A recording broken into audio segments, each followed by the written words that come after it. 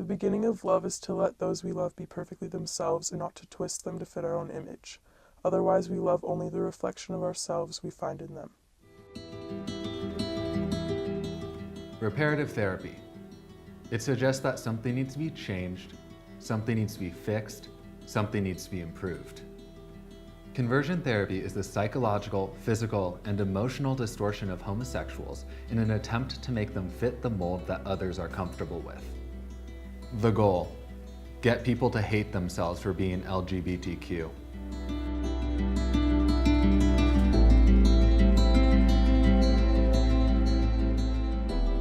In 1899, a German psychiatrist first introduced the idea of changing someone's sexual orientation through hypnosis.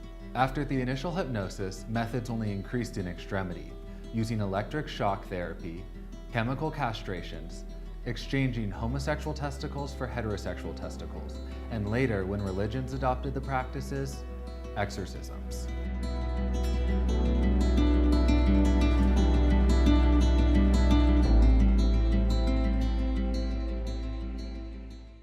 I said, 我是同性恋, which means I am a homosexual.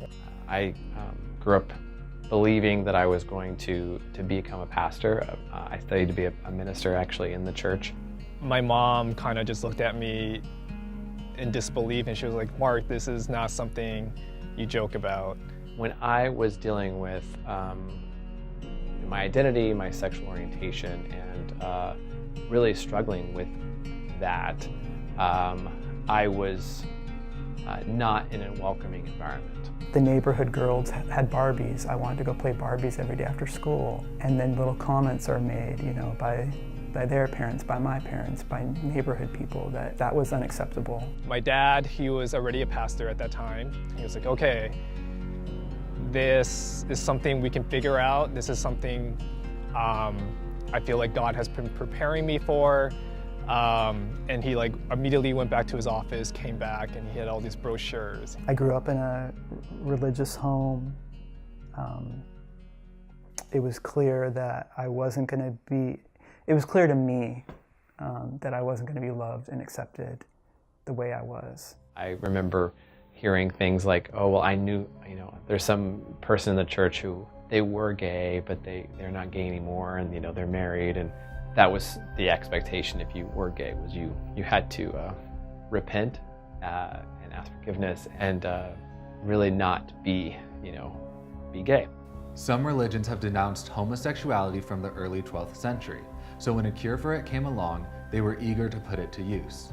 Pretty soon after that, religion and conversion therapy almost walk hand in hand.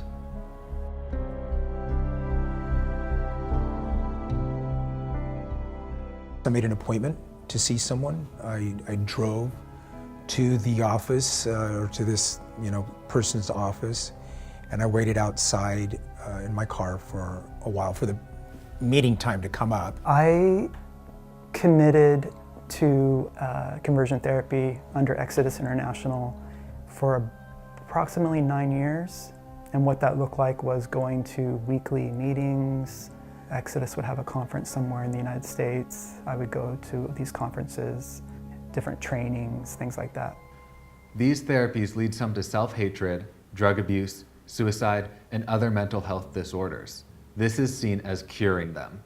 I came to the realization, for me personally, that there really wasn't anything wrong with me.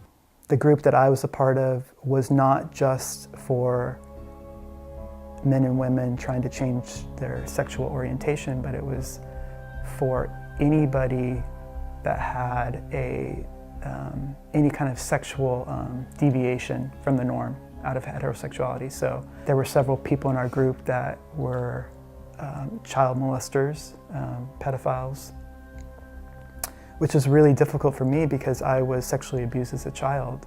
So here I am being grouped in the same category as an abuser.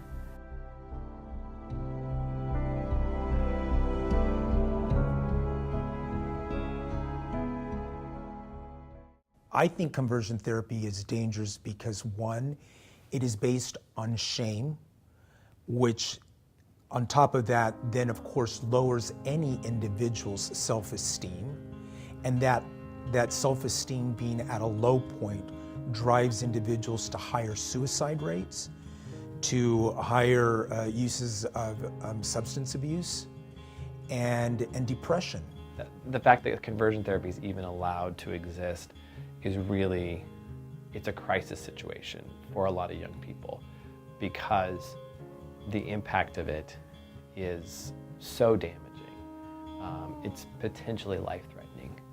The stats are abnormally overwhelming, matching up with controversial issues such as gun control and immigration laws. Yet, the subject is practically void to people. There's a whole new added pressure on someone like me who had to, scrutinize every part about myself, the way I sat, the way I crossed my legs, how I used my hands, my voice. It creates this inner conflict in you, this self-hatred that, every time you see yourself in the mirror, you just kind of cringe of like, you don't look masculine enough, you look too feminine. Cities and states are still allowing this sort of ridiculous conversion therapy to continue. It's not good, it's not helpful, and in fact it's very deeply harmful to young people. It is telling another generation that their sexuality is inadequate and that they need to change to be accepted into society. All of those come together in a place that we're losing young people. Young people are killing themselves, and conversion therapy is one of the instruments that's used that drives young people to make those irreversible decisions.